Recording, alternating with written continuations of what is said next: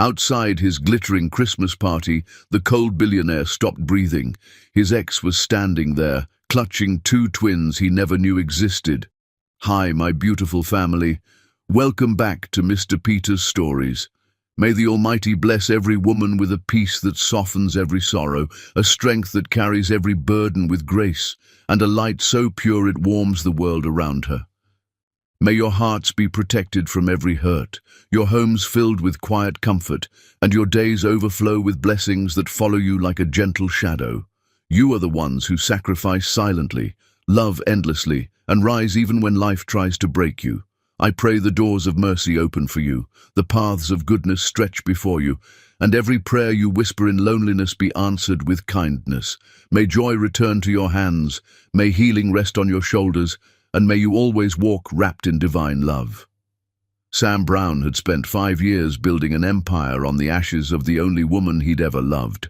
But the ghost standing in the snowfall outside his Christmas party was flesh, blood, and holding the family he'd taught her she'd never deserve.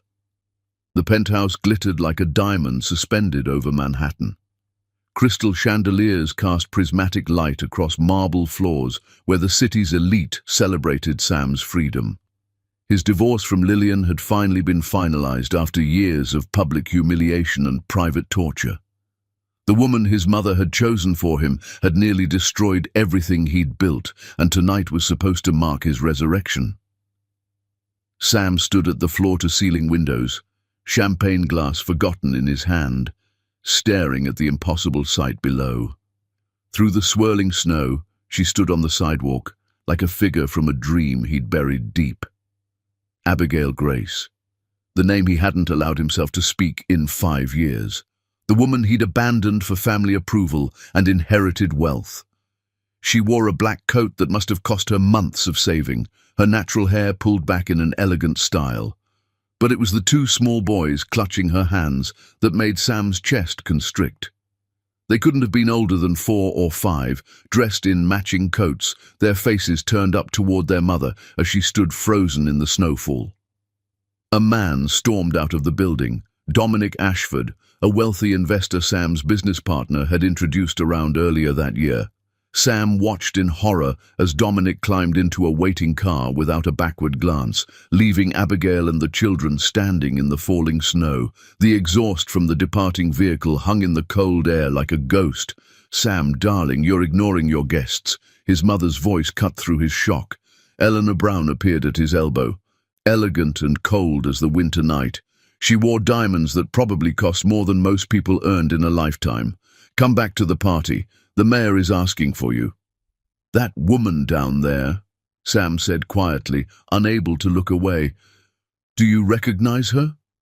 Eleanor followed his gaze, and her expression hardened into something cruel. "That's the girl I paid to leave you alone.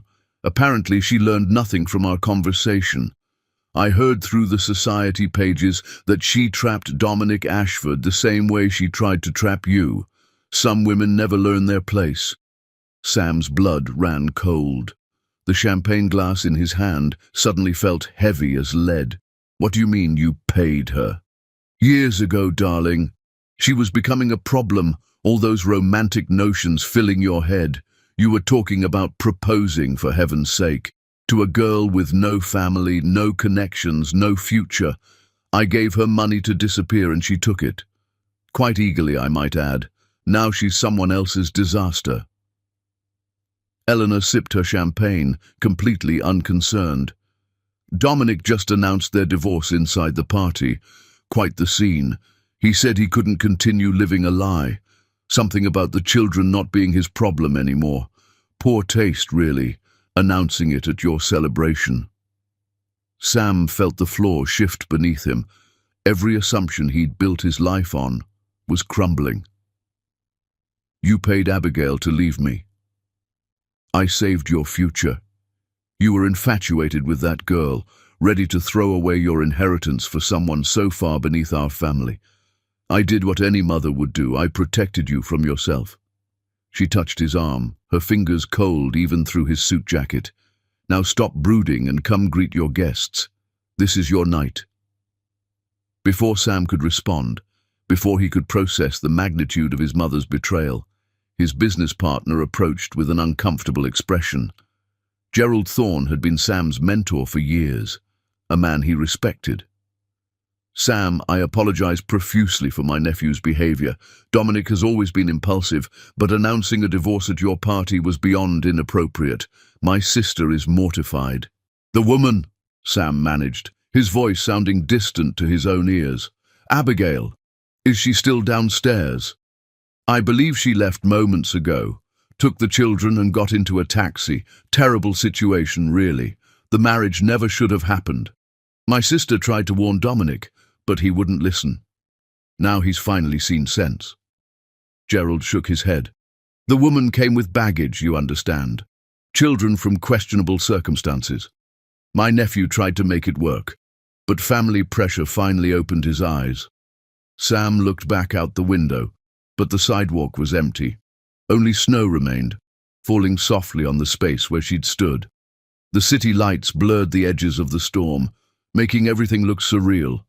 5 years ago, he'd chosen this life, this party, these people, his mother's approval. He'd chosen money over love, security over soul. He'd convinced himself it was the right decision, the mature decision. Now he'd seen what that decision had cost them both. The party continued around him, laughter and conversation creating a wall of sound that felt suffocating. Women in designer gowns air-kissed each other. Men discussed stock portfolios and golf handicaps. Everyone celebrated Sam's freedom from Lillian, the woman who'd made his life hell with her affairs and spending and public cruelty. They toasted his resilience. They congratulated him on his escape. None of them knew he was the villain in someone else's story. "Sir," his assistant appeared at his side, young and efficient. "I have the information you requested about tomorrow's charity brunch.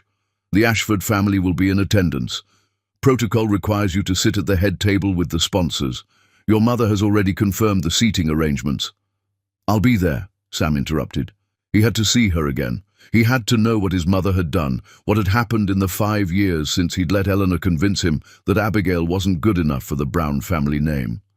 He had to understand how a woman with no connections had ended up married to and abandoned by Dominic Ashford. As his guests laughed and danced, as champagne flowed and deals were made, Sam stood at the window and watched the snow fall on the empty sidewalk. His reflection stared back at him, successful, wealthy, respected. A man who'd built an empire, a man who'd survived a toxic marriage. A man everyone in this room admired. He barely recognized himself. Tomorrow, he would face the woman he'd destroyed and the life he'd thrown away. Tonight, he could only stand in the wreckage of his choices and wonder if redemption was even possible. Somewhere in this city, Abigail was putting those 2 boys to bed in whatever home she'd managed to build from the ruins he'd left her in. She was carrying a child whose father had just publicly rejected them all, and Sam had been the one who taught her that men like him always chose money over love. The ghost at his gates had been real, and she'd been suffering while he celebrated his freedom from a loveless marriage he'd chosen over her. The snow continued to fall, covering the tracks of her departure, erasing the evidence that she'd ever been there at all. Chapter 2. The Anatomy of Cruelty. The country club's crystal chandeliers had witnessed 1,000 society scandals, but the woman walking in with her head high and her son's hands in hers was about to teach Manhattan's elite what dignity looked like in ruins. The brunch was mandatory, one of those society obligations Sam normally avoided. The annual winter charity event brought together old money, new money, and everyone desperate to be seen with either. But today, he'd arrived early, positioning himself where he could see the entrance. Eleanor sat across from him, imperious in pearls and prejudice, completely unaware that her son's world had shifted on its axis the night before. When Abigail walked in, the room didn't fall silent. That would have been too dramatic. Instead, conversations shifted in pitch, eyes cut sideways, and the volume of whispers increased just enough to create a wall of judgment around her. Sam watched it happen, watched society close ranks against a woman who'd committed the sin of not knowing her place. She was breathtaking. The simple navy dress she wore probably came from a department store clearance rack, but she carried herself like royalty. Her natural hair was styled elegantly, her makeup minimal but perfect. The twin boys walked beside her, well-behaved and beautiful, their mixed heritage evident in their warm brown skin and curly hair. They wore matching sweaters that looked handmade, probably by Abigail herself during whatever few hours she had free. Sam felt something break open in his chest as he watched her scan the room for a safe place to sit. She wasn't looking for allies. Women like her knew better. She was looking for a corner, somewhere she could feed her sons and leave without causing more damage to her already shattered reputation. "That's her," Eleanor murmured, not bothering to lower her voice. "I can't believe she has the audacity to show her face here. Someone must have invited her out of pity. How embarrassing for the hosts." Sam's business partner's wife, Constance Ashford, rose from her table with predatory grace. She was Dominic's mother, a woman who'd clawed her way up from middle-class roots and now defended her position with vicious determination. Her face bore the expression of a woman about to commit socially acceptable murder. Abigail had found a table in the corner, far from the main gathering where the important families held court. She was helping her sons into their chairs, her movements gentle and practiced, when Constance approached. The older woman's voice carried across the room, designed to humiliate, pitched perfectly so everyone could hear without appearing to shout. "Miss Grace, I'm surprised you had the nerve to attend today." Abigail looked up, and Sam saw her spine straighten. Her hand moved protectively to her son's shoulders. "Mrs. Ashford, good morning. I think we need to clarify something for everyone here. Those children you're parading around as Ashfords? Everyone in this room knows the truth about their parentage. My son made a mistake marrying you, but he's corrected it now. These boys have no claim to our family name." The twins looked up at the harsh tone, confusion crossing their young faces. Harry, the quieter of the two, reached for his mother's hand. Henry's lower lip trembled. They were too young to understand the words, but old enough to recognize hatred when they heard it. Abigail stood slowly, deliberately, placing herself between Constance and her sons like a warrior queen, protecting her heirs. When she spoke, her voice was steady and clear enough for the entire room to hear, but somehow still managed to sound like she was simply having a private conversation. "Mrs. Ashford, your son married me 3 years ago, knowing everything about my past. He said he wanted a family. We built one together through honesty, commitment, and love. These boys are his biological sons, conceived through fertility treatment because I had complications from a previous pregnancy loss. When you convinced him I wasn't good enough for your family name, he chose you over them, but biology doesn't change because you're uncomfortable with it. How dare you suggest, how dare I what? Exist? Raise my children? Come to a public event I was invited to by the charity foundation, not your family?" Abigail's composure was devastating in its perfection. "Your son divorced me because you convinced him that love was less important than social standing. You told him these boys would hold him back, that I would embarrass him, that my past made me unworthy of the Ashford name, but my sons are still his sons. Biology doesn't care about your prejudices, Mrs. Ashford." She leaned forward slightly, her voice dropping but somehow still audible. "If you have something to say about their parentage, say it to their faces. Tell Harry and Henry they're not real Ashfords. Explain to them why their father stopped coming home. Tell them why their last name isn't good enough anymore. Go ahead." The silence that followed was absolute.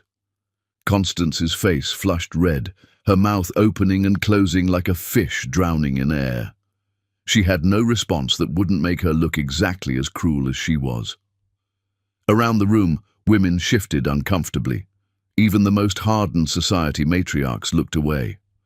Abigail gathered her son's hands and turned toward the exit, head high, spine straight, refusing to run. She moved with the grace of someone who'd survived worse than gossip and lived to tell the tale. She had to pass Sam's table to reach the door. Their eyes met, and the recognition in hers was like a physical blow. She stopped, and for a moment neither of them breathed. Sam saw everything in that look, the girl she'd been, the woman she'd become, the pain his choices had carved into her soul. Mr. Brown. Her voice was cold enough to freeze the champagne in everyone's glasses. Still letting your mother choose your life? She turned to Eleanor, and Sam watched his mother's face pale for the first time in his memory. Abigail's smile was sharp enough to draw blood. Thank you for teaching me that love is a luxury poor girls can't afford. I learned my lesson, clearly not well enough since I made the same mistake twice. But I'm a quick study, Mrs. Brown. Third time's the charm, they say. Next time someone offers me love, I'll remember it always comes with a price I can't afford to pay. Before Sam could speak, before he could apologize or explain or beg, she walked away. But as she turned, her coat shifted, and Sam saw it clearly, the unmistakable curve of pregnancy, far enough along that she had to be 7 or 8 months. Another child, another life Dominic had abandoned. The room erupted in whispers the moment the door closed behind her. Eleanor turned to Sam with barely concealed satisfaction. You see, she's pregnant again, probably why Dominic finally ended it. The woman is a walking disaster. Can you imagine if you'd actually married her? Your life would be that chaos. Sam stood abruptly, his chair scraping against marble with a sound that cut through the gossip like a gunshot. That disaster is a woman you destroyed. That disaster is carrying a child whose father just abandoned them all in public. That disaster has more grace and strength than anyone in this room, including me. Sam, sit down. I'm done, Mother. Done with this. Done with you choosing who I love and who I leave. Done pretending that money makes us better than people who actually have hearts. He threw his napkin on the table like a gauntlet. I hope you're proud of what you've created. I hope you sleep well knowing you destroyed 2 lives because they weren't good enough for your standards. He walked out, ignoring Eleanor's shocked protests and the explosion of gossip behind him. This would be the scandal of the season. Sam Brown publicly defying his mother, defending the woman she'd paid to disappear. Outside, the valet was helping Abigail and the boys into a taxi. Sam ran down the marble steps, his expensive shoes slipping slightly on the winter-wet stone, calling her name like a prayer he'd forgotten how to say. She turned, and the exhaustion and pain evident in every line of her body made him feel like the smallest man alive. "Please," Sam said, breathless. "Please, just give me 5 minutes. Let me explain." Abigail looked at her sons, already settled in the taxi's back seat, their faces pressed against the window watching their mother. Then, back at Sam. Her eyes were dry, but something in them looked permanently broken. "I gave you 5 years, Sam Brown. I gave you my heart, my trust, my future. I have nothing left to give you, not even 5 minutes." She climbed into the taxi with the careful movements of a woman in her final trimester, one hand supporting her belly, the other holding the doorframe. Sam reached out, but didn't touch her, didn't dare. "I didn't know what my mother did. Does it matter? You still chose her over me. The money, the approval, the life she wanted for you, you chose all of it. She just made it easier to live with yourself." Abigail's voice cracked on the last word. "Goodbye, Sam." The taxi pulled away, and Sam stood in the cold morning air, watching it disappear into traffic. Doormen and valets pretended not to stare. Inside, the brunch continued without him. His mother was probably already spinning the narrative, explaining away his outburst, protecting the family reputation. But this time, Sam wouldn't let Abigail vanish into whatever hell she'd been surviving. This time, he would find her. This time, he would fix what his cowardice and his mother's cruelty had broken, even if it took the rest of his life, even if she never forgave him. He owed her that much. Chapter 3. The Price of Perfection. Sam Brown had spent 5 years believing he'd made the practical choice, but the pregnant woman standing in the winter wind was the bill come due, and the currency was regret. Finding Abigail took 3 days and every private investigator Sam could hire. She wasn't trying to hide. She simply had nowhere permanent to be. The address they finally located was a women's shelter on the edge of the city, the kind of place Sam had driven past 1,000 times without seeing. The building was clean but worn, its facade speaking of limited budgets and unlimited need. He sat in his car outside for over an hour, watching the building like a stalker, hating himself for it, but unable to leave. Women came and went, some with children, all with the worn expressions of people surviving rather than living. They carried plastic bags from dollar stores and bundled against the cold in coats too thin for December. When Abigail finally emerged, holding Harry and Henry's hands, Sam's throat tightened until he could barely breathe. She moved carefully, her pregnancy making her balance precarious on the icy sidewalk. The boys stayed close, protective of their mother, in that way children become when they've seen her struggle. She was heading to work, he realized, 8 months pregnant, living in a shelter, and she was walking to a job. He followed at a distance as she walked the boys several blocks to a small daycare, one of those community centers that charged on a sliding scale. She kissed them goodbye, lingering with each one, before continuing alone through the cold morning. The diner was 3 blocks away.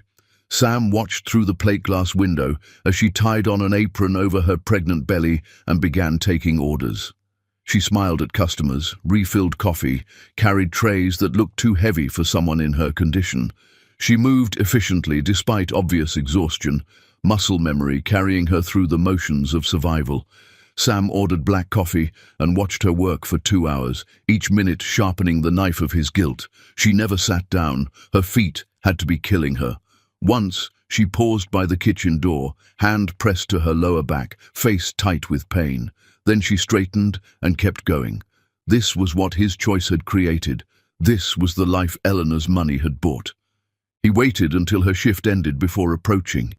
Abigail walked out into the winter evening, exhausted, her coat pulled tight against the cold, and stopped dead when she saw him leaning against the diner's brick wall. "You need to stop following me." Her voice was flat, too tired for real anger. "I need to talk to you." "No, you need to ease your conscience. That's not my problem." She started walking, her gait slightly uneven from pregnancy and exhaustion, and Sam fell into step beside her. "My mother paid you to leave. She told me. Finally admitted it." Abigail laughed, bitter and broken, the sound catching in her throat like broken glass. "She told you? After 5 years, Eleanor Brown developed a conscience. She was bragging about it. She said she saved me from making a mistake." Sam grabbed her arm gently, stopping her on the cold sidewalk. "Abigail, please. What did she do to you?" She pulled free, but stopped walking. Around them, the city moved.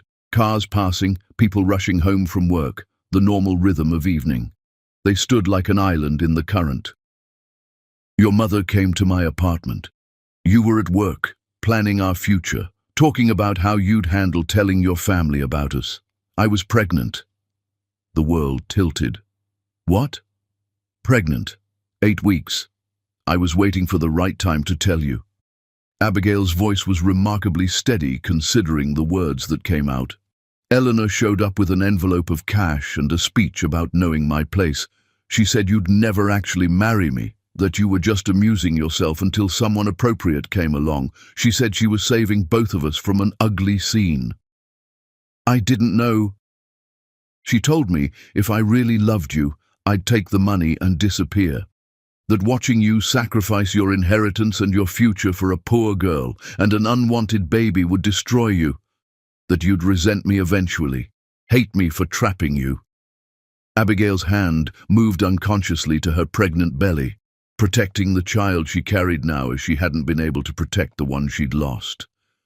"She said the kindest thing I could do was let you go." Sam felt physically sick. The baby. "I miscarried at 11 weeks, alone in a clinic bathroom because I couldn't afford the emergency room. The doctor said stress and malnutrition contributed to it. Your mother's money didn't last long, not with medical bills and trying to restart my life." She looked at him with eyes that had seen too much. "I lost your baby while you were probably planning your wedding to whoever Eleanor chose next. Lillian. Her name was Lillian, and she made my life hell for 4 years." Sam ran his hands through his hair, wanting to hit something, to break something as broken as he felt. "But that's not... I can't compare my misery to yours. I'm so sorry." "Sorry doesn't raise the dead, Sam. Sorry doesn't give me back the years I spent believing I wasn't good enough for anyone." Abigail started walking again, slower now, one hand supporting her back.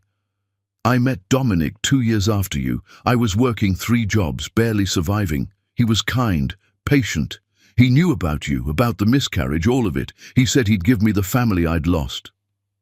The boys are his biological sons. After the miscarriage, I had complications, scar tissue, damage. We went through fertility treatment to conceive Harry and Henry. They were our miracle babies, proof that maybe I could have the family I'd always wanted. Her voice softened when she said their names. Dominic was a good father at first, present, loving. Then his family started in. The boys were too dark. I was too poor. My past was too scandalous. They poisoned him drop by drop until he looked at his own sons and saw embarrassments instead of blessings. They'd reached a park, one of those small urban spaces with bare trees and frozen benches. Abigail sat down heavily, her body demanding rest. Sam sat beside her, maintaining careful distance. "This baby," she touched her belly again, that protective gesture mothers make, "was supposed to be proof we could overcome anything, natural conception against medical odds. Dominic said it was fate showing us we belonged together. Then his mother started implying the baby couldn't possibly be his, that I must have been with someone else. He demanded a paternity test at 6 months. It came back his. He still filed for divorce. The announcement at my party. He wanted me to terminate the pregnancy to make the divorce cleaner. Said a 3rd child would complicate custody arrangements.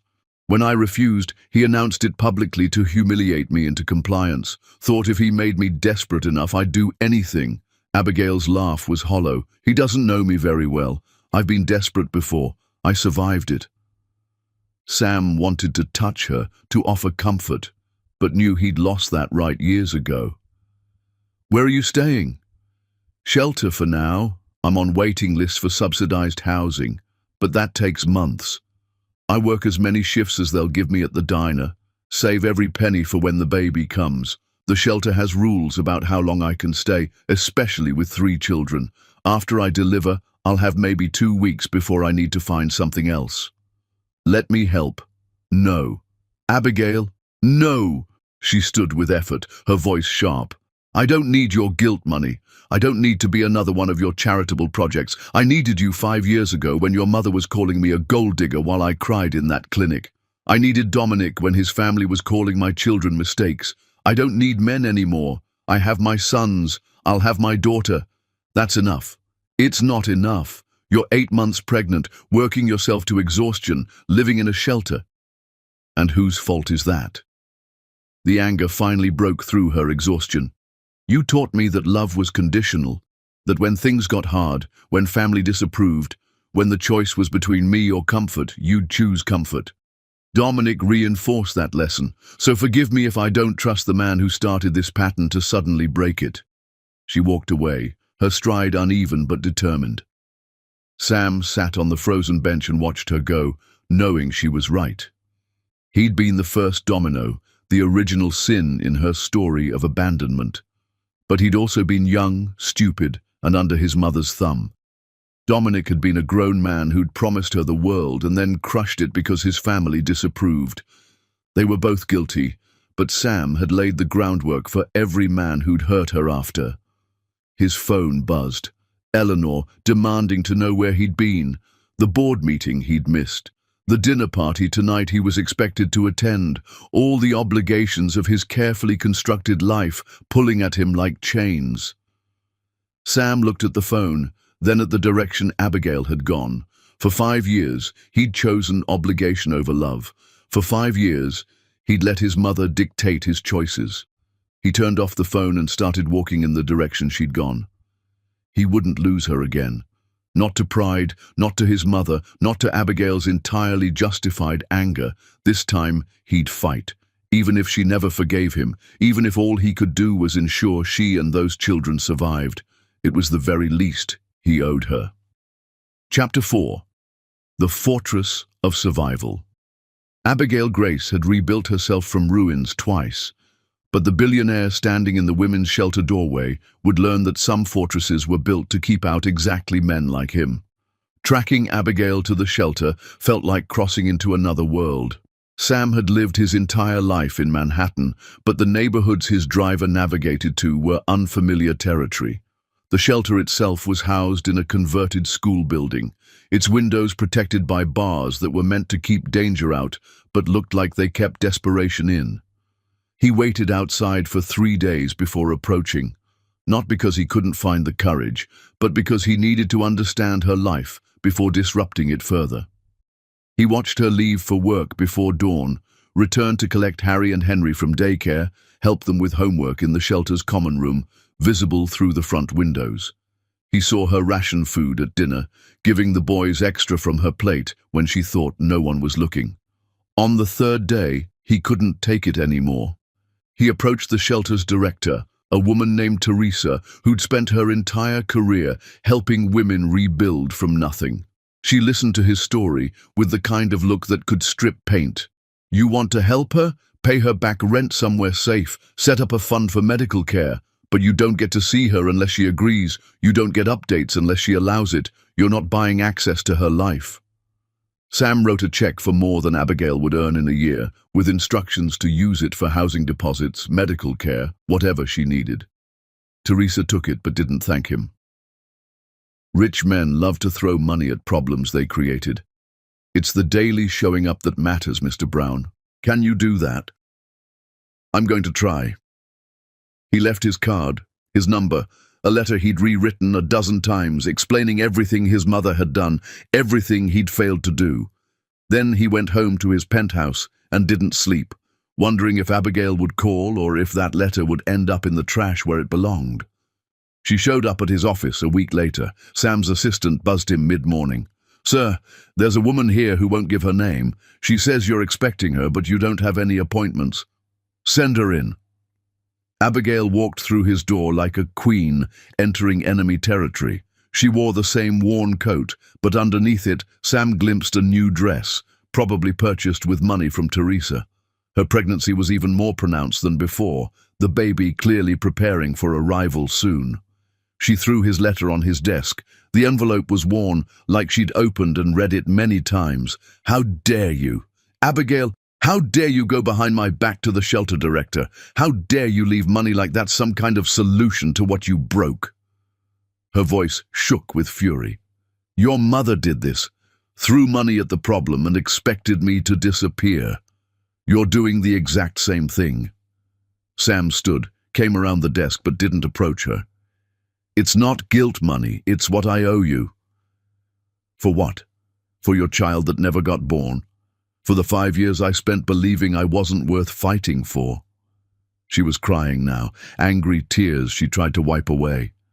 You can't buy your way out of this, Sam. You can't just throw cash at me and expect it to fix what your cowardice destroyed. I know, but I can make sure you're safe now, that those boys are safe, that the baby you're carrying has a fighting chance. Sam took a risk and stepped closer. Teresa said the shelter can only keep you for another month, especially with a newborn. Where will you go after that? I'll figure it out. I always do. You shouldn't have to figure it out alone. Abigail sat down abruptly in one of his office chairs, exhaustion winning over pride. For a long moment she was silent, and Sam watched emotions war across her face. Anger, pain, exhaustion, something that might have been longing before she crushed it. Why are you really doing this? She finally asked. What do you want from me? Nothing. I want to give you what I should have given you 5 years ago. Support, protection, someone who doesn't leave when things get hard. Sam sat across from her. I can't undo the past, but I can try to make the future less brutal. And when you get tired of playing savior, when I'm not interesting anymore, when your next girlfriend doesn't like having your pregnant ex-girlfriend and her kids as a charity case, then I deal with their problem, not yours. Abigail, I'm not doing this to win you back. I'm doing this because you're carrying a baby and raising two boys, and you deserve better than a shelter and a diner job that's destroying your body. She looked at him for a long time, searching his face for the lie, the catch, the inevitable disappointment. Teresa said you set up a fund for housing and medical care and childcare when you need it, and anything else that comes up. I can't pay you back. I'm not asking you to. This doesn't mean I forgive you. I know. This doesn't mean we're friends. I know. This just means I'm desperate enough to accept help from the man who started all of this. Her voice broke on the last words, and Sam felt the truth of it like a knife. I know, and I'm sorry. For all of it. For being too weak to fight my mother, for letting you go, for every moment of the last 5 years that you suffered because I chose wrong. Abigail stood, moving toward the door, then stopped. Teresa found me an apartment. Small, but it's mine. Move-in is next week. The boys are excited. They've never had their own room before. That's good. That's really good. Don't come by. Don't show up unannounced. If I need something, I'll call Teresa and she'll contact you. She looked back at him. I mean it, Sam. You don't get access to my life just because you're paying bills. I understand. She left, and Sam sat in his office staring at the closed door. It wasn't forgiveness. It wasn't even the beginning of trust, but it was permission to help, and that was more than he deserved. Over the next month, Sam got updates from Teresa. Abigail had moved into a small apartment in a safe neighborhood. The boys were thriving, excited about their own space. She was still working at the diner, but fewer hours now, preparing for the baby's arrival. Sam didn't contact her directly, respecting her boundaries even though it killed him. He paid every bill that came through Teresa without question. Rent, utilities, medical copays, groceries when the budget got tight. When Teresa called him late one Tuesday night, his heart stopped. She's in labor. Early, about 2 weeks before her due date. She's at Metro General and she's asking for me to bring the boys. I'll meet you there. Sam, she didn't ask for you. I know, but I'm coming anyway. The hospital was chaos. The maternity ward on a busy night. Nurses rushing, families waiting. Sam found Teresa in a waiting room with Harry and Henry. The boys looked small and scared, clutching stuffed animals someone had given them. Mr. Sam! Henry launched himself at Sam's legs before Teresa could stop him. Mama's having the baby. The doctor said she's working really hard. Sam knelt down to their level, ignoring Teresa's disapproving look. Your mama is the strongest person I've ever met. She's going to be just fine. Can we see her? Harry asked, voice small. Let me check. A nurse directed him to Abigail's room. He knocked softly, and a voice he barely recognized as hers, exhausted and pain-filled, told him to come in. Abigail was in a hospital bed, connected to monitors, sweating and pale but conscious. She looked at him with surprise that quickly turned to understanding. Teresa called you. The boys are here. They're worried about you. Sam stayed by the door, not presuming to come closer. What do you need? I need... She stopped, gasping through a contraction. When it passed, she looked at him with desperation replacing her usual guard. I can't do this alone. I thought I could, but I'm scared, and Dominic isn't here, and the boys need someone, because if something goes wrong... Nothing's going to go wrong. You don't know that. The monitors beeped faster as her heart rate spiked. I could lose her. I could lose everything. And Harry and Henry would be alone because I have no one. No family close by, no friends who could take them, no safety net. Sam crossed the room without thinking. They're not alone. You're not alone. I'm here. You don't even know them. I know they're scared. I know Harry tries to be brave for his brother. I know Henry checks on you every 10 minutes. I know they've been abandoned by every man who was supposed to protect them, and I won't be another name on that list. A nurse came in, checked monitors, told Abigail she was progressing well. Baby should be here in the next few hours. You're doing great. After she left, Abigail grabbed Sam's hand. Stay, please, just until she's here. The boys need someone if... Just stay. I'm not leaving. Sam spent the next hours running between Abigail's room and the waiting area with the boys. He explained what was happening in terms they could understand, bought them snacks from vending machines, read them stories from hospital pamphlets. Teresa watched him with calculating eyes, but said nothing. When the nurse finally came to get him, saying Abigail was asking for him, Sam's hands were shaking. Abigail was holding a tiny baby wrapped in hospital blankets.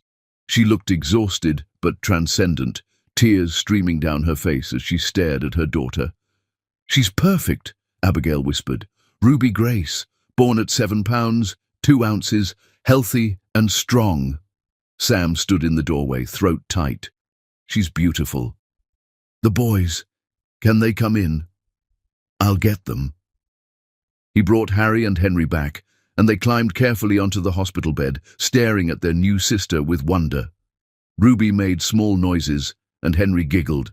"She's so tiny." "You were both this tiny once," Abigail said softly.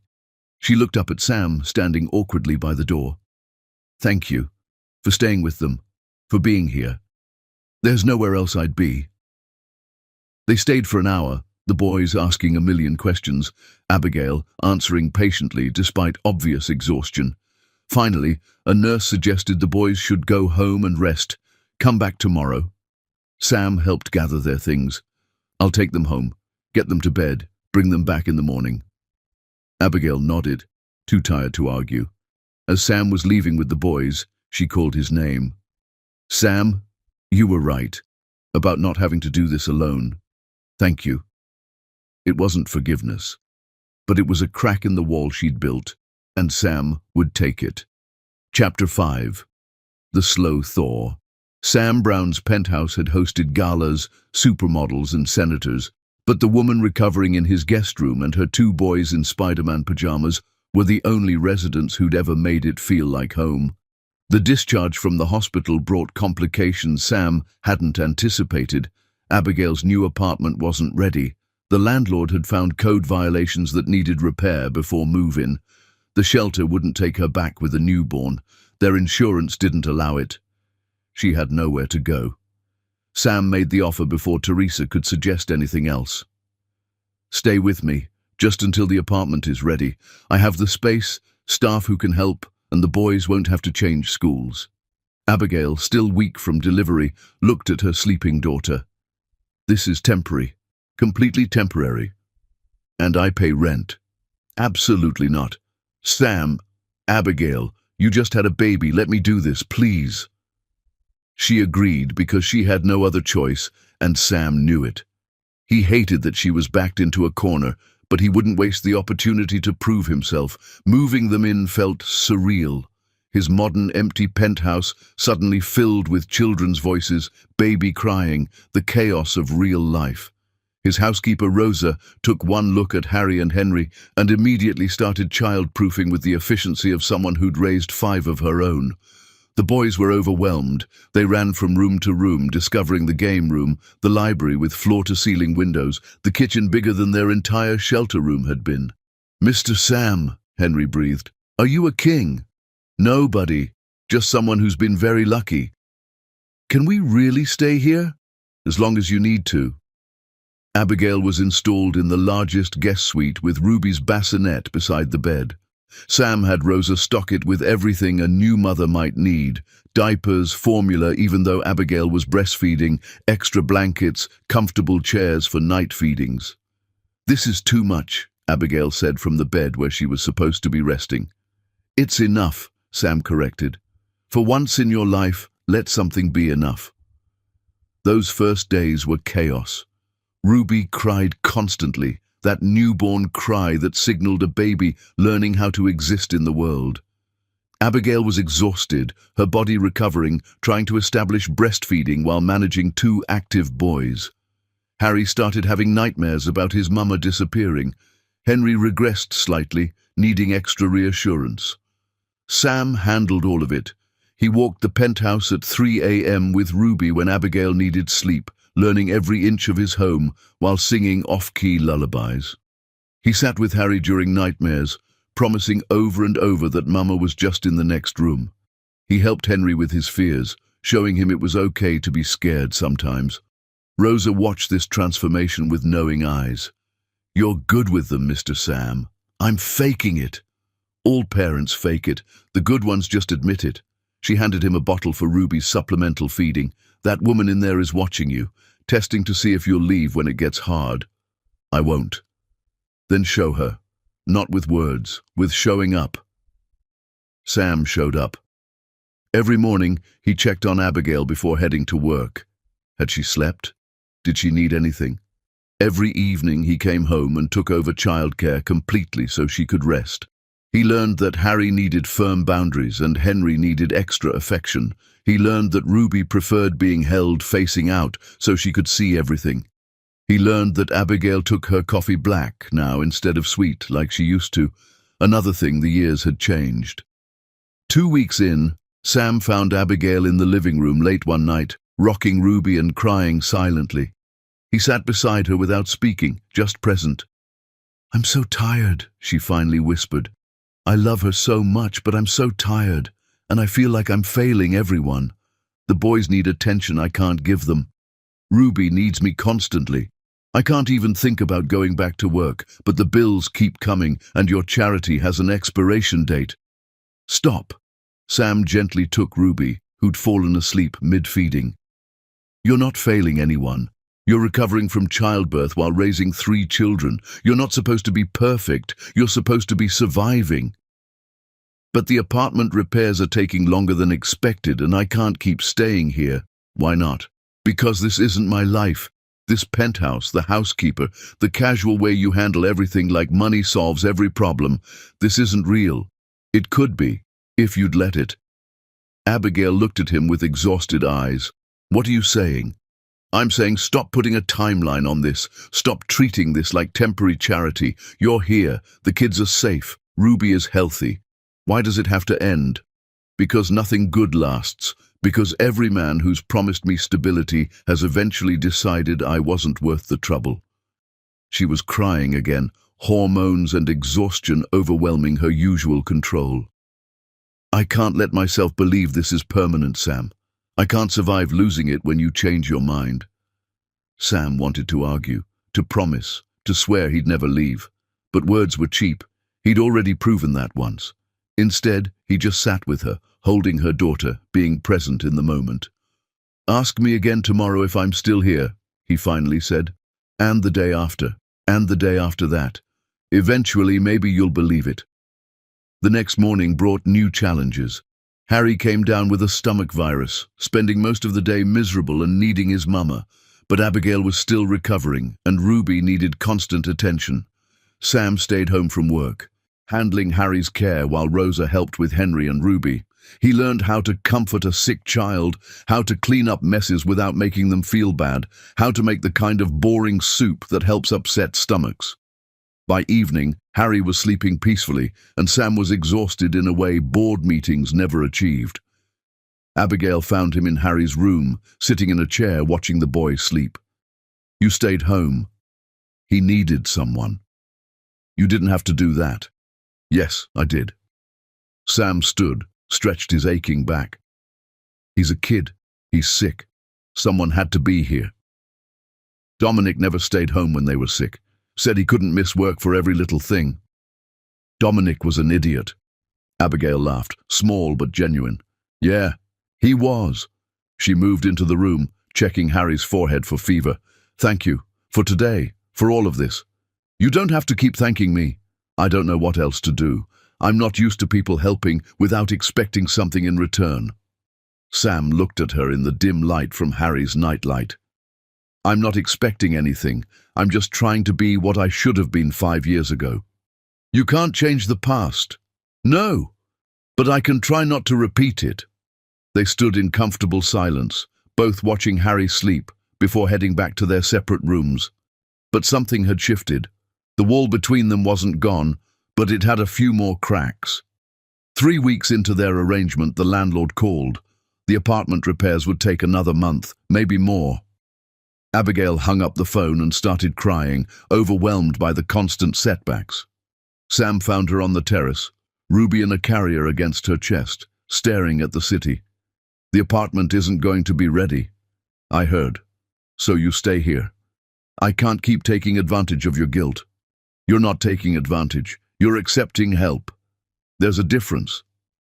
He leaned against the railing beside her. "Abigail, stop fighting this. Stop waiting for the other shoe to drop. Just be here. Live here. Let the boys settle in. Let Ruby grow. Give yourself time to heal. What happens when you want your space back? When you meet someone who doesn't want your ex-girlfriend and her kids living here? Then I'll deal with that if it happens. But right now this is working. The boys are happy. Ruby is thriving. You're healing. Why destroy that because you're scared of hypothetical future problems?" She didn't answer, just stood there in the cold air, swaying slightly as Ruby slept against her. Sam stayed beside her, not pushing, just present.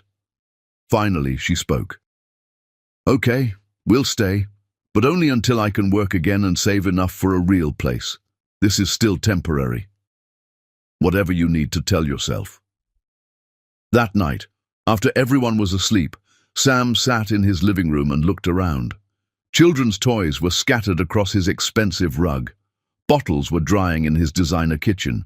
Baby blankets were draped over his imported furniture. His perfect empty penthouse had become a home, and for the first time in 5 years, he felt like he was exactly where he belonged. Chapter 6. The choosing Sam Brown had spent 33 years as his mother's son. But the woman who'd survived Eleanor's cruelty showed him that family wasn't blood, it was choice, and it was time to choose. Eleanor showed up unannounced on a Thursday morning. Sam had just gotten Harry and Henry off to school. They were attending a private academy near his building now, Sam covering tuition without telling Abigail the full cost. He was making coffee when his doorman buzzed up, sounding apologetic. "Mr. Brown, your mother is here. She's insisting." Sam closed his eyes. "Send her up." He met Eleanor at the elevator, blocking her entrance to the penthouse. She was dressed for battle in designer armor, her expression ice-cold fury. "What is that woman doing in your home?" "Good morning, Mother. Would you like coffee?" "Don't play games with me, Samuel. I've been hearing rumors for weeks. You moved that gold digger and her bastards into your home. Have you lost your mind?" Sam's jaw tightened. "Lower your voice. Abigail is resting, and the baby needs quiet." Eleanor's laugh was sharp enough to cut. "Abigail? You're on first-name terms with the woman I paid to disappear? And what, baby? Don't tell me you've taken on her latest mistake too." Something in Sam snapped. "That mistake is a month-old infant. Those bastards are 2 boys who've been abandoned by every man in their life, and that gold digger is a woman you destroyed because she wasn't rich enough for your standards." "I saved you. You ruined me." Sam's voice rose, and he didn't care. "You paid off the woman I loved while she was pregnant with my child. You drove her away and she miscarried alone. Then you chose Lillian for me, and she made my life hell for 4 years. Every decision you've made for me has been poison." "That pregnancy was probably a lie." "It wasn't a lie. I've seen the medical records. She lost our baby at 11 weeks because stress and your money damaged her body." Sam stepped forward, and Eleanor actually stepped back. "Now she has 3 children who need stability. I'm providing it. If you have a problem with that, there's the elevator." "You're making a mistake. That woman will bleed you dry." "That woman hasn't asked me for a single thing. She tries to pay me back for groceries, Mother. She apologizes for using my electricity. She's the least materialistic person I've ever met, which is probably why you hate her so much. She makes you look shallow by comparison." Eleanor's face flushed red. "I will not stand here and be insulted." "Then leave. Leave my home. Leave my life. You're not welcome here anymore." "I'm your mother. You were my mother. Now you're the woman who destroyed the only real thing I've ever had. We're done, Eleanor.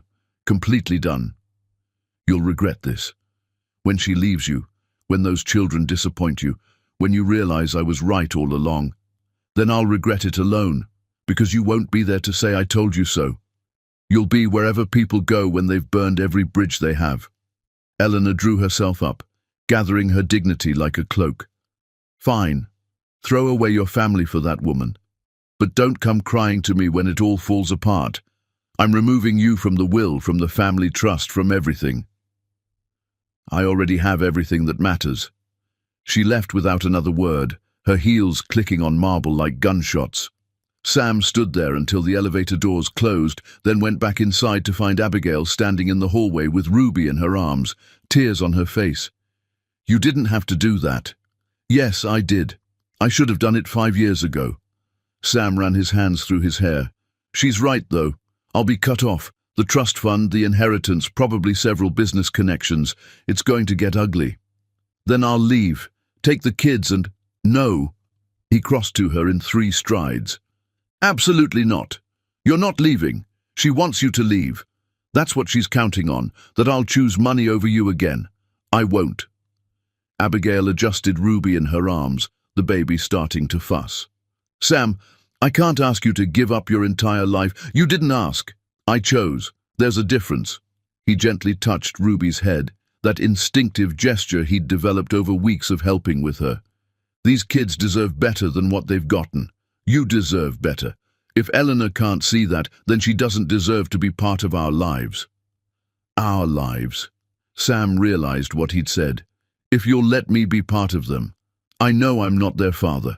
I know I have no claim to any of you, but I want to be here. Before Abigail could answer, the front door burst open. Harry and Henry ran in, home early from school, their teacher following with an apologetic expression. Mr. Brown, I'm so sorry. Harry was involved in an incident. I punched Lucas, Harry announced, not quite proudly but not quite apologetically either. He said our mama was poor and we were charity cases living here because she trapped you. Sam knelt down to Harry's level, trying to look stern. We don't punch people even when they're being mean. But he said, I know what he said. Was he right? Harry faltered. We do live here because Mama can't work and you're helping us. Are you a charity case? No? That's right. You're my family. There's a difference. Sam looked at the teacher. I'll handle this. After she left, Sam sat both boys down in the living room.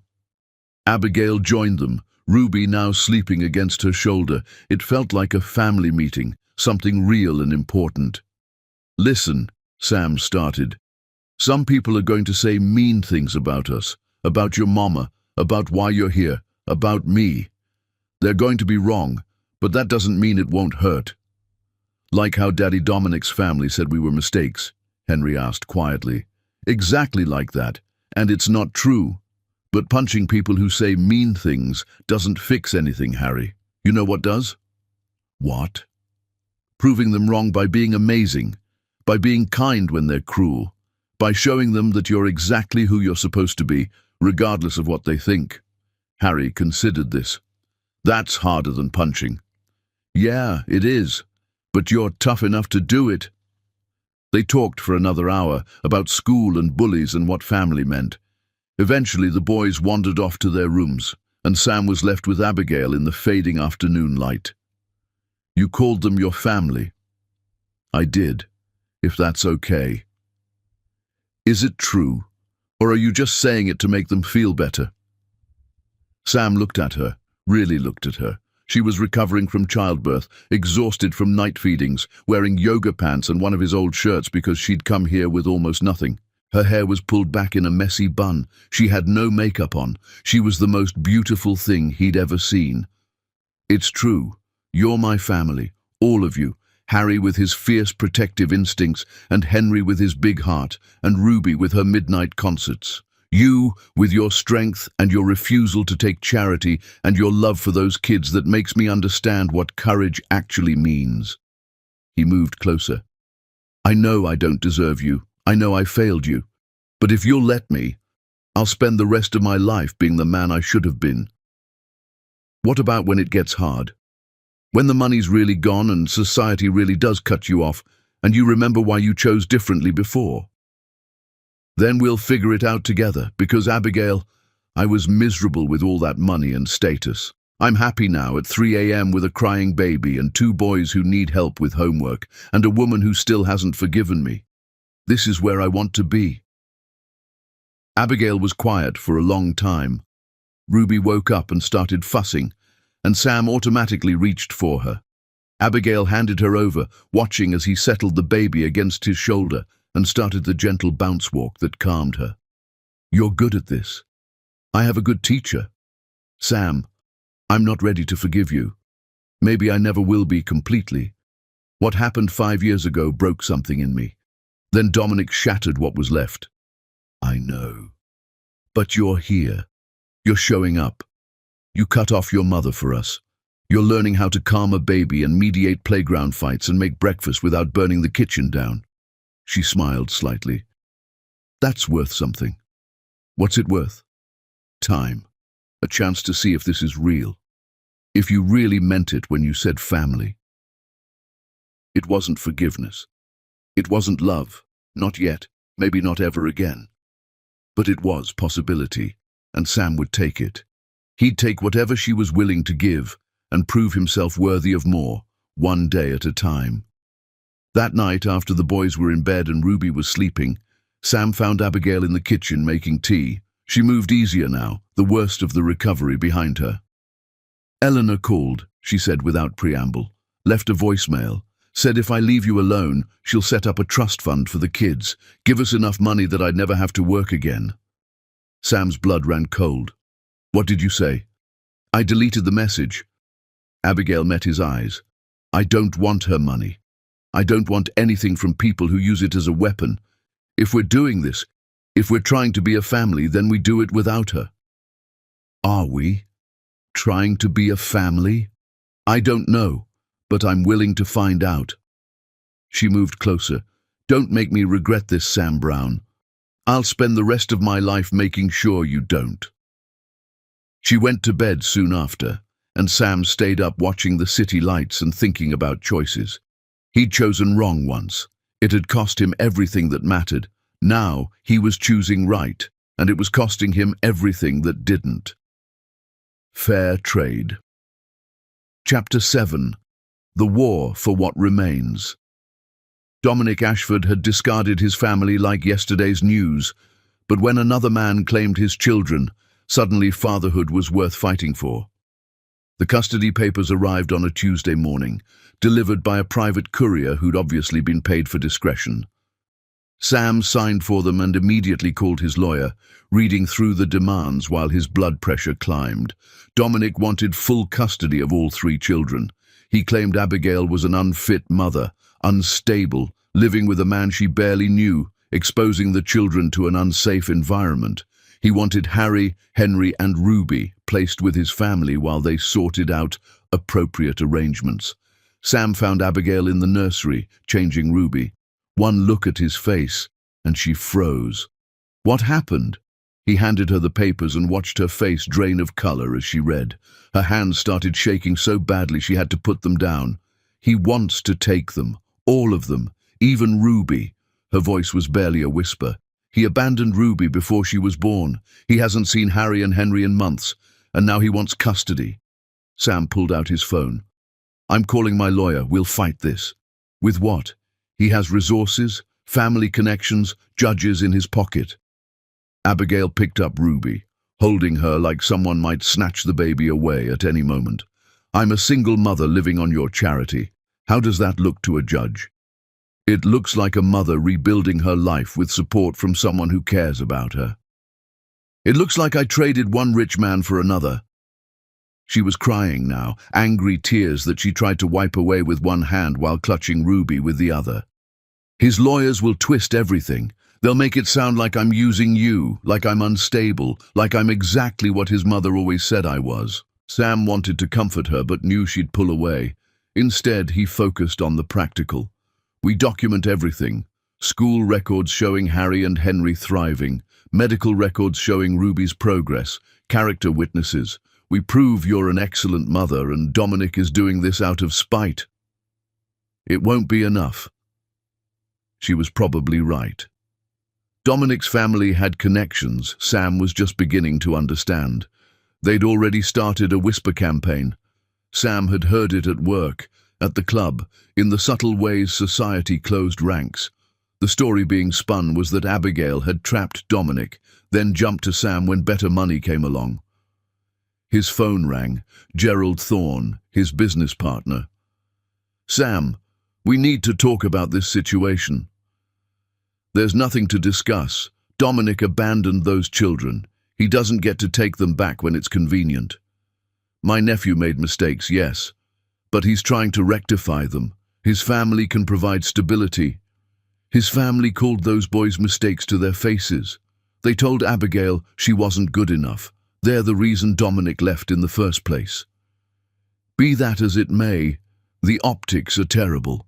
A woman moving from one wealthy man to another, bringing her children into your home within months of her divorce.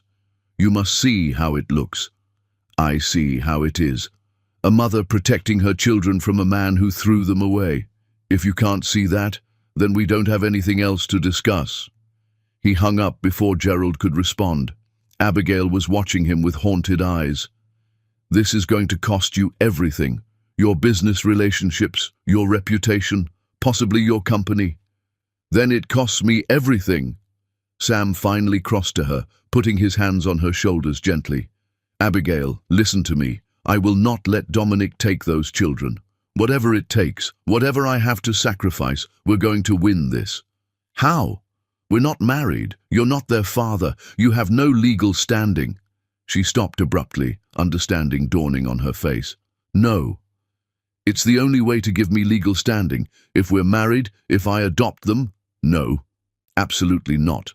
I'm not marrying you so you can play hero." Abigail stepped back, nearly stumbling. "I already married one man for the wrong reasons. I won't do it again."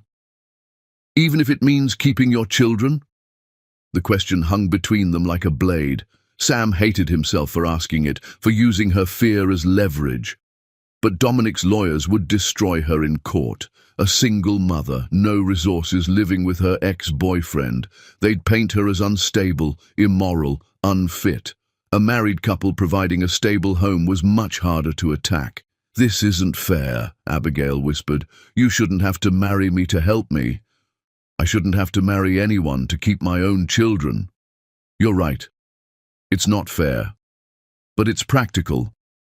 Sam pulled out his phone again. "I'm calling my lawyer now. We'll draw up a prenup protecting you. Separate finances, clear terms. This doesn't have to be real, it just has to be legal. And after, when we win, if we win, then we figure it out. Maybe we stay married, maybe we divorce. But first, we keep those kids safe." The custody hearing was set for 3 weeks away. Sam's lawyer, a sharp woman named Diana, who'd built her career on impossible cases, laid out their strategy. "We need to present you as a stable, loving family unit.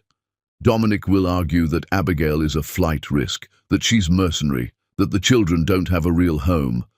We counter with marriage, adoption proceedings, school records, medical records, character witnesses." "Can we win?" Abigail asked. "Honestly, it's 50-50. Dominic has resources and connections, but he also abandoned his children publicly. That plays badly, even with sympathetic judges." They married 3 days later at City Hall. No flowers, no party, no romance, just signatures on paper that gave Sam legal standing to fight for children who weren't his blood but felt like his heart. Harry and Henry were there, dressed in their school clothes, confused but trying to understand. They'd explained it as simply as possible. Sam was going to be their legal daddy, so no one could take them away from Mama. "But what about Daddy Dominic?" Henry had asked. "Daddy Dominic made choices that hurt you," Abigail had explained carefully. "Sam is making choices to protect you. That's what parents do." "So Sam is our real daddy now?" Harry's question was pure hope. Sam had knelt down to their level. "I want to be, if that's okay with you." They'd both nodded, and Harry had whispered, "Promise you won't leave like the others." Promise. Now, standing in the courthouse with a judge droning through marriage vows, Sam looked at Abigail in her simple dress. Not white, not celebratory, just a dress she'd owned before all this started, and felt the weight of what they were doing. This wasn't how it was supposed to happen. They should have had time to rebuild trust, to fall in love again if that was even possible. Instead, they were playing defense against a man who wanted to hurt her one last time. "I do," Abigail said when prompted, her voice steady but her hand trembling in his. "I do," Sam echoed, and meant it more than he'd meant anything at his first wedding. The judge pronounced them married, and Sam kissed her cheek because anything more felt like taking advantage. They signed the papers, the boys cheered because they thought it was happy, and just like that, they were a family on paper. The fight for making it real was just beginning. Chapter 8. The Battle for What Matters. Abigail Grace had fought poverty and heartbreak with quiet dignity, but when Dominic Ashford came for her sons, he'd learned that a mother's fury was louder than money could ever speak. The custody hearing was brutal. Dominic's lawyers painted Abigail as everything she'd feared, a gold digger, unstable, moving from man to man. They brought up her past, the money Eleanor had paid her, the speed of her relationship with Sam. They made it sound sordid and calculated. Diana countered with medical records from Ruby's birth, testimony from the boys' teachers about their progress, character witnesses who spoke to Abigail's devotion to her children. She made Dominic's abandonment sound exactly as cruel as it had been, announcing a divorce at a Christmas party, leaving his pregnant wife in the snow, refusing to see his children for months. The judge listened to everything, asked pointed questions, and finally called for a lunch recess to review the evidence. They waited in a conference room, Abigail pacing while Sam tried to project calm he didn't feel. Ruby slept in a carrier, oblivious to the battle being waged over her future. "They're going to take them," Abigail kept repeating. "They're going to take my babies." "They're not. You don't know that. Dominic's family has connections. They have judges in their pocket. They'll make me look like exactly what his mother always said I was, a poor girl who trapped their son." She stopped pacing, facing Sam with wild eyes. "What if I lose them? What if they give Harry and Henry to Dominic and he destroys them the way he tried to destroy me?" Sam stood, crossed to her, took her shoulders gently. "That's not going to happen. You're an incredible mother. The boys are thriving. Ruby is healthy. Any judge who can't see that is blind. Blind judges make rulings too." Before Sam could respond, Diana came back in, her expression carefully neutral. "The judge wants to see the family together, all of you, including the boys and Ruby." Rosa had been watching Harry and Henry in another waiting room. They brought them in now, along with Ruby, who was starting to fuss. The boys looked scared, holding hands, their usual energy dampened by the courthouse atmosphere. The judge's chambers were less formal than the courtroom. She was a woman in her 50s with kind eyes, but a no-nonsense expression. She gestured for them to sit. "Mr. and Mrs. Brown, I've reviewed all the evidence. I have some questions." She looked at Sam. "Mr. Brown, you've known these children for how long?" 2 months, Your Honor." "And you're prepared to legally adopt all 3? "Yes, Your Honor, immediately." The judge turned to Harry and Henry. "Boys, do you understand what's happening here?" Harry nodded, his voice small. "Daddy Dominic wants us to live with him, but we want to stay with Mama and Sam." "Why?" "Because Sam doesn't leave," Henry said simply. "Even when it's hard, even when we're scared or sick or having bad dreams, he stays." The judge's expression softened slightly. "What about your father? Don't you want to see him?" Harry and Henry looked at each other, some silent communication passing between them. Finally, Harry spoke. "He stopped being our daddy when he said we were mistakes. Sam is our daddy now. He chose us." The silence in the chambers was profound. The judge made notes, her face unreadable. Then she looked at Dominic, who'd been sitting with his lawyers, looking uncomfortable. "Mr. Ashford, when did you last see these children?" It's been several months. The separation was difficult.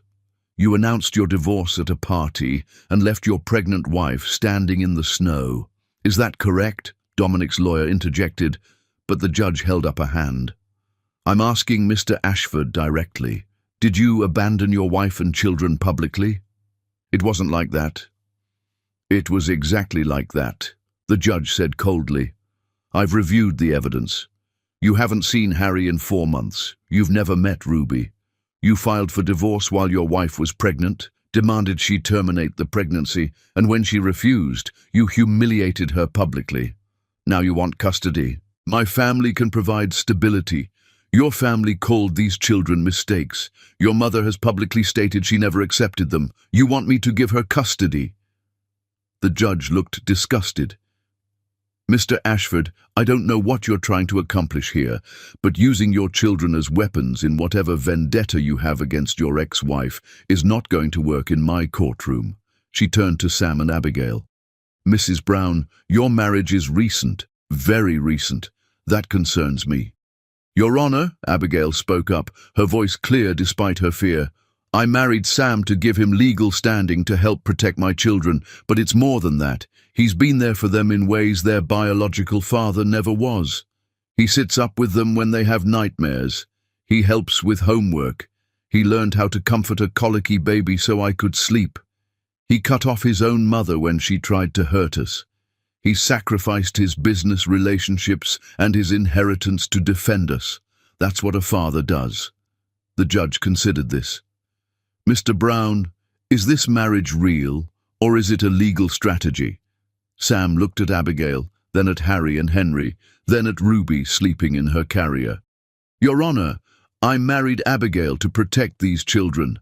But it's real. These kids, they're mine now, not biologically, but in every way that matters. I'm not going anywhere. The judge made more notes, then sat back. Here's my ruling. Custody remains with Mrs. Brown. Mr. Ashford, you're granted supervised visitation, but given your abandonment of these children and your family's documented hostility toward them, I'm limiting it severely. You'll have 1 supervised visit per month until you can demonstrate genuine commitment to their well-being. Your Honor, Dominic's lawyer started, my ruling stands. Furthermore, Mr. Brown, your adoption petition is approved pending finalization of paperwork. These children need stability and you're providing it. Mr. Ashford, you had a family. You threw it away. Don't waste my court's time trying to reclaim it now that someone else values what you didn't. It was over. They'd won. Abigail collapsed into Sam's arms, sobbing. Harry and Henry wrapped around both of them. Ruby woke up and started crying, and somehow that made it more real. All of them, tangled together, surviving another battle. Outside the courthouse, Dominic's family was already working on damage control, but Sam didn't care. He had what mattered. The woman he'd never stopped loving, and 3 children who needed him to be better than every man who'd failed them before. Thank you, Abigail whispered against his chest. Thank you for fighting. Thank you for staying. Always, Sam promised. From now on, it's always. Chapter 9. The House That Guilt Built. Sam Brown had finally gotten everything he'd thrown away 5 years ago. A wife he loved, sons who called him daddy. But the woman wearing his ring knew the difference between a marriage and a contract. Life settled into routine after the custody battle. Legally, Sam was Harry and Henry's father. Legally, Abigail was his wife. Legally, they were a family. The reality was more complicated. They still had separate bedrooms. Abigail still kept emotional distance. Every night, Sam went to his room and she went to hers, and the space between them felt like an ocean despite being only a hallway apart. But during the day, they played their parts perfectly. Sam went to work, having lost several clients after choosing Abigail over business connections, but keeping enough to stay afloat. Abigail started looking into going back to work once Ruby was older. Rosa helped manage the household. Harry and Henry thrived in their school, making friends, bringing home art projects they proudly displayed on the massive refrigerator. From the outside, they looked like any other family in Manhattan. From the inside, they felt like actors waiting for someone to call cut. Sam tried not to push.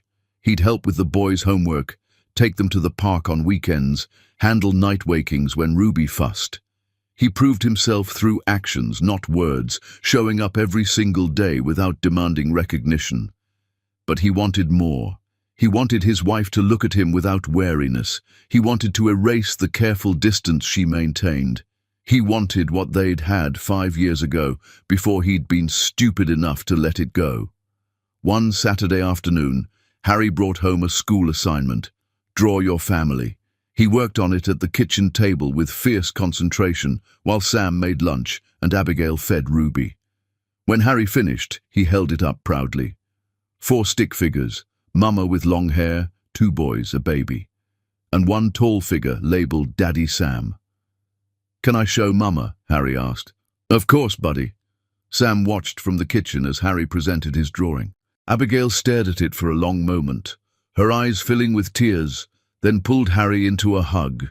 When she looked up, her eyes met Sam's, and something raw and vulnerable passed between them. That night, after the boys were asleep and Ruby was down, Abigail found Sam on the terrace overlooking the city. It was cold, winter giving way to early spring, but he'd needed air. "Harry's teacher called," she said quietly. "Wanted to make sure everything was okay at home. Apparently Harry's been telling everyone you're his real father. Biological father. She wanted to clarify the facts for her records." "What did you tell her?" "The truth. That biologically, Dominic is their father. But in every way that matters, you are." Abigail stood beside him at the railing, both of them watching the city lights. "The teacher understood. Said Harry talks about you constantly. How you help with his science projects. How you taught him to ride a bike without training wheels. How you never yell even when he makes mistakes." Sam didn't know what to say to that. "I don't know how to do this," Abigail admitted. "How to be married to someone who actually shows up. How to trust that you won't wake up one day and realize this is too much work, that we're too broken." "You're not broken." "Yes, I am. We all are. Harry has nightmares about being abandoned. Henry asks every morning if you're still going to be here when he gets home from school. Ruby is too young to remember Dominic, but she'll grow up knowing her biological father didn't want her." Her voice cracked. "And me? I'm terrified every single day that this is temporary, that you're going to leave." Sam turned to face her fully. "How many days do I have to stay before you believe I'm not leaving?" "I don't know. 100? 1,000? Maybe forever?" She was crying now, and Sam ached to hold her but didn't dare. "I'm trying, Sam. I'm trying to let you in. But every time I start to feel safe, I remember your mother's money. I remember Dominic walking away. I remember every man who promised me forever and meant until it got hard. Then don't trust my promises. Trust my alarm clock that goes off every morning. Trust that I show up to Harry's parent-teacher conferences. Trust that I know Ruby prefers her bottles slightly warm and Henry needs his sandwich cut diagonally. Trust the days, not the words." They stood in the cold, the city humming below them, both trying to figure out how to bridge the gap between legal marriage and real partnership. "I want to believe you," Abigail finally whispered. "I want to believe this is real, but I'm so scared." "Then be scared, but be scared here, with me. Let me prove it day by day until you're not scared anymore." She nodded, not trusting herself to speak, and went back inside. Sam stayed on the terrace for a while longer, thinking about patience and proving and the long road between tolerance and trust.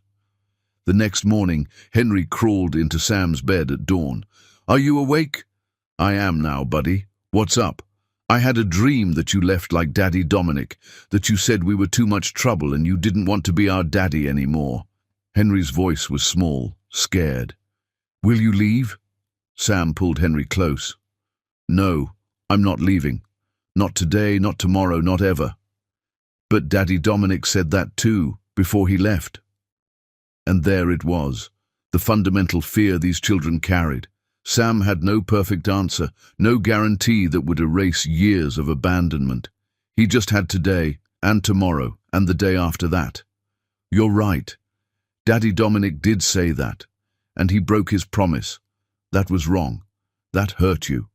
Sam made sure Henry was looking at him. "I can't prove to you with words that I'm different. Words are easy, but I can show you with days, with being here for breakfast, and helping with homework, and tucking you in at night. Eventually, maybe you'll believe it. How long? However long it takes. Henry snuggled closer, seemingly satisfied with that answer. They lay there until Harry wandered in, then Abigail with Ruby, and suddenly they were all piled in Sam's bed, a tangle of family that hadn't existed 2 months ago. Abigail looked at him over the boys' heads, and something had shifted in her expression. Not love, not yet, but the beginning of belief. 3 months into their marriage, Abigail started nursing school. She'd been looking into programs, and Rosa had offered to watch Ruby during classes. The boys were in school all day, and Abigail was ready to start building something that was hers alone.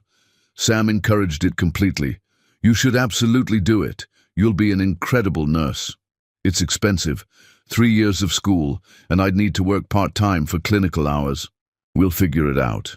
Abigail, you don't have to ask permission. This is your home, your life. If you want to finish school, do it.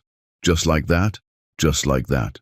She studied him with those eyes that had seen too much, looking for the catch, the condition, the price. Finding none, she slowly smiled. Okay. Then I'm doing it. That night, Sam lay awake in his room thinking about progress. They weren't in love, not like they'd been before, but they were building something steadier, something based on partnership instead of passion. Maybe that was better. Maybe love that survived required different foundations than love that was young and easy. His phone buzzed. A text from Abigail in the next room. Thank you for believing in me. He texted back, always. Another message. The boys want to know if we can get a dog. Sam laughed silently. Absolutely not. That's what I said. They're plotting against us. United front? United front. It was such a small thing, texting his wife about parenting decisions in the middle of the night. But it felt like everything. They were becoming a team, not a romance, not yet, but partners in survival, in raising children, in building a life from the wreckage both of them had left behind. And for Sam, that was enough to keep showing up day after day, proving that some men actually kept their promises. Chapter 10. Foundations, not fairy tales. Abigail Grace had learned that happy endings were for people who'd never been abandoned, but the man reading bedtime stories while she studied for nursing exams was teaching her that maybe happiness wasn't an ending at all. 6 months into their marriage, life had found its rhythm. Abigail attended nursing classes while Rosa watched Ruby. Harry and Henry were thriving in school. Sam had rebuilt his business after losing clients who'd sided with his mother, finding new partners who valued integrity over social connections. They were a team now, not lovers, not yet, but partners in the daily chaos of raising 3 children and building lives that felt solid. The separate bedrooms remained, though. That final wall neither of them knew how to breach, until the night Abigail had a nightmare. Sam woke to crying. Not Ruby, but Abigail's voice, raw and terrified, coming from her room. He ran, finding her tangled in sheets, fighting invisible demons. Hey, it's okay. He sat on the edge of her bed, hands hovering, not sure if touching would help or hurt. Abigail, wake up, you're safe. She came awake, gasping, tears streaming down her face. For a moment she didn't recognize him, still caught in whatever hell she'd been reliving. Then awareness returned. Sorry, bad dream. What was it about? Losing them. All of them. Dominic taking the kids, you leaving, everything falling apart. Her voice was small, broken. It felt so real. Sam made a decision. He lay down beside her, on top of the covers, maintaining that final boundary. Tell me about it, get it out. She talked for an hour, purging the fear that lived in her bones. Sam listened, asked questions, stayed present. When she finally wound down, exhausted, she turned to face him in the darkness. I'm still scared, every day, that this will end. I know. I don't know if I'll ever stop being scared. That's okay. Be scared, but be here. Keep letting me show up. Eventually your fear will have to compete with reality. She was quiet for a moment. Stay? Just tonight. I don't want to be alone. Sam stayed, and they slept like that. holding hands across a sea of blankets, neither willing to move closer but unable to let go. Morning brought Henry jumping on the bed, demanding breakfast. Harry followed, then Ruby's cries from the nursery. The moment shattered into domestic chaos, but something had shifted. Over the following weeks, the walls between them continued to crack. They fell into partnership naturally, Sam handling breakfast while Abigail got the boys ready, taking turns with Ruby's night feedings, splitting homework duty, making decisions together about everything from discipline to what to watch on Friday movie nights. At Harry's school presentation about families, he stood proudly with his poster covered in photos of all of them. My mama is in nursing school. My daddy Sam works hard but always comes home. My brother Henry makes us laugh. My sister Ruby is learning to crawl. We're not perfect, but we're real. The teacher called afterward, her voice warm. Harry's presentation was beautiful. He clearly feels very secure. They did feel like a family now. The legal paperwork had been real for months, but the emotional reality was finally catching up. One evening, Sam found Abigail on the terrace, Ruby asleep in a carrier against her chest, staring at the city. What are you thinking about? 5 years ago, how different everything could have been. Sam's heart sank. I know, I'm sorry. Let me finish. She turned to face him. It could have been different, but maybe we needed this. Maybe I needed to become strong enough to stand on my own before I could stand with someone else. I don't understand. That girl 5 years ago would have let you rescue her, would have lived in your shadow, dependent on your love, never becoming her own person. She touched Ruby's sleeping head. This woman? I'm going to nursing school on my own merit. I fought for my children and won. I'm building a life I chose. You think we needed 5 years of hell for this? I think we needed to become people strong enough to actually make this work. She stepped closer. Sam, I'm not ready to say I've completely forgiven you, but I'm ready to say I want to try. Really try. Try what? This. Us.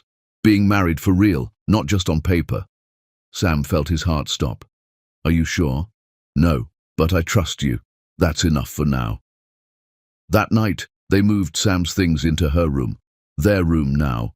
Harry and Henry helped by carrying socks and offering commentary on every decision. Ruby watched from her bouncer, drooling happily. Now you're really married, Henry announced. Like in movies. We were really married before, Abigail corrected gently. Yeah, but now you're married. That night, they lay in bed together, their bed, awkward and uncertain. This is weird, Abigail said. So weird. I don't know the rules. We make them up as we go. They fell asleep holding hands, and it felt like a beginning rather than an ending. The next months brought more progress. Small touches became natural. Sam's hand on Abigail's back as they navigated crowds, her fingers linking with his during the boys' school plays. They learned each other's rhythms again, building something new from the ruins of what they'd been. The day Abigail got her acceptance letter for the advanced nursing track, she ran to Sam's office crying happy tears. Full scholarship based on my exams. He spun her around, both of them laughing, and when he set her down, they were close enough to kiss. Neither moved away. I'm proud of you, Sam said quietly. I couldn't have done this without you. Yes, you could have, but I'm glad you didn't have to. The kiss, when it finally came weeks later, was soft and tentative. Two people, learning each other again after years of being strangers. It wasn't passionate or desperate. It was the kiss of partners, of people building toward something real. 8 months into their marriage, on an ordinary Tuesday, Abigail looked at Sam over breakfast chaos. Henry spilling juice, Harry arguing about screen time, Ruby throwing cereal, and realized something fundamental had changed. She wasn't waiting for him to leave anymore. I love you, she said, surprising herself as much as him. Sam froze mid-coffee pour. What? I love you, not the way I did before. That was young and naive. This is different, steadier, built on showing up and staying and proving yourself day after day. She smiled. I love you.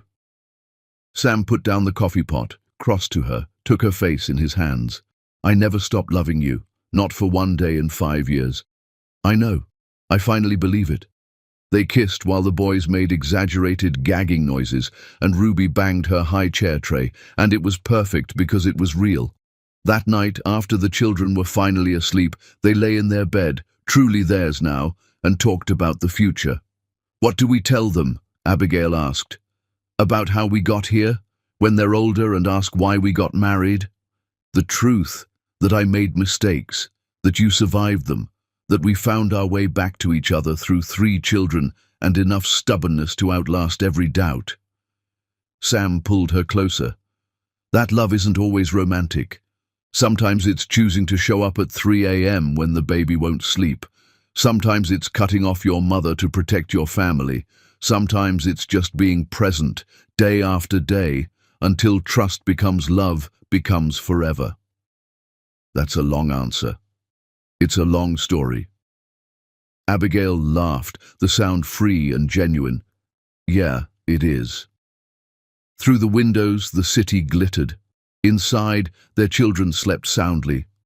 Tomorrow would bring new challenges, homework battles, toddler tantrums, the endless juggling of work and school and family, but they'd face it together, not perfect, not easy, but real, and real was enough.